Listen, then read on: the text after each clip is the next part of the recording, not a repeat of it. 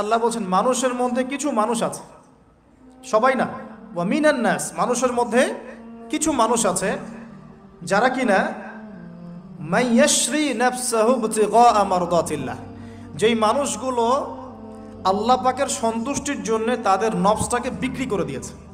সুবহানাল্লাহ, চারটাখানি কথা না, কিন্তু মানুষের মধ্যে আল্লাহ কিন্তু সূরা বাকারায় বলেছেন শুরুর দিকে, মানুষের মধ্যে কিছু মানুষ আছে যারা মুমিন, কিছু মানুষ আছে যারা কাফের, কিছু মানুষ আছে যারা মুনাফিক, শুরুর দিকে পাবেন। এখানে আল্লাহ পাক বলছেন মানুষের মধ্যে কিছু মানুষ আছে যারা তাদের নফসটাকে আল্লাহর সন্তুষ্টির জন্য বিক্রি করে দিয়েছে। সুবহানাল্লাহ, মানে তাদের জীবনের মূল থিমটাই হচ্ছে আল্লাহ পাকের সন্তুষ্টি অর্জন করা। কোনো কিছুকেই তারা আল্লাহর সন্তুষ্টির উপর প্রাধান্য দিবে না। যদি কোটি টাকার অফার আসে হারাম, সে সেটা রিজেক্ট করবে, আল্লাহ নারাজ হবে। একটা সুন্দরী মেয়ে যদি জেনার অফার করে, সে রিজেক্ট করবে, কারণ সে আল্লাহকে ভয় করে। সে আল্লাহ পাকের জমিনের উপরে গায়রুল্লাহ বা কুফফারদের, তাগুতদের কোনো লজ ইমপ্লিমেন্ট করতে পারবে না, কারণ সে আল্লাহকে ভয় করে।